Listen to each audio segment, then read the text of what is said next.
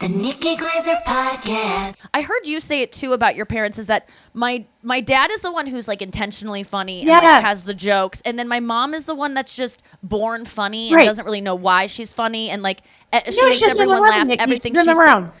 Yeah, Mom, you are the one. I feel like I'm listening to like a couples counseling session, like I do on these podcasts. I love this, They though. always go, "You can tell her, Nikki. You can tell her." Thank you. Yeah, I mean, I've told you this before. You're the funniest person I know, but you don't even.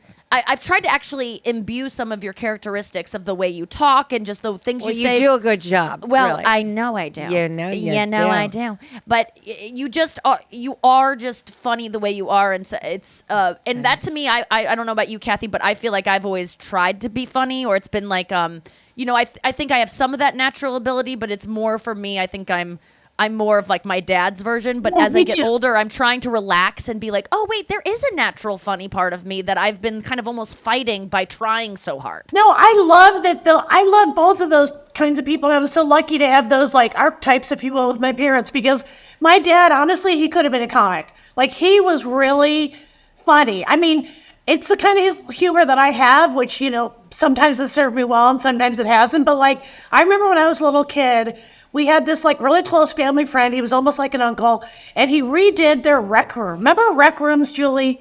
Of course. Sort of, but we called it a rec room. Right. So Mr. Gillian was his name. So Mr. Gillian finishes the rec room, and he did it all himself. And it's Sunday, and we'd gone to church, and I remember my dad's holding my hand, and I'm a little kid, and my dad walks in, and he goes, "What a shit box." I thought it was the funniest.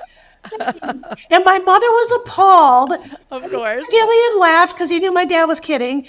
But I wanted to capture that quality of like being able to be not mean. Like we're talking about Rickles. Like, believe it or not, Rickles was wounded when people thought he was mean. And I never understood how you could think Rickles or Joan Rivers were mean, because they were so clearly like letting you in on the joke, but their world was this no BS world.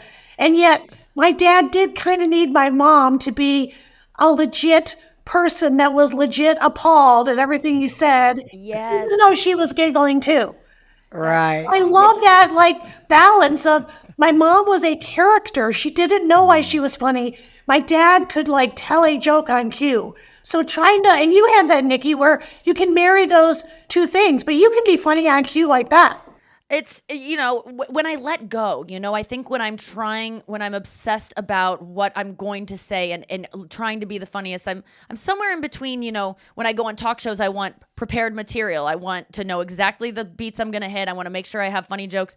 And then there is a part though of letting go. I didn't come up doing improv or sketch. So I don't have that. I've always just done stand-up. So it's always been like, I know what I'm going to say when I get up there. I don't really do crowd work. I'm kind of nervous about letting myself just go and letting the funny find itself. But as I get older, I think I'm just learning to like myself more and just trust that whatever I am is unique and it's fine, and that's what makes me special. But it takes so many years to fucking Yes, start just but you have a liking point it. of view, and that's what makes you successful.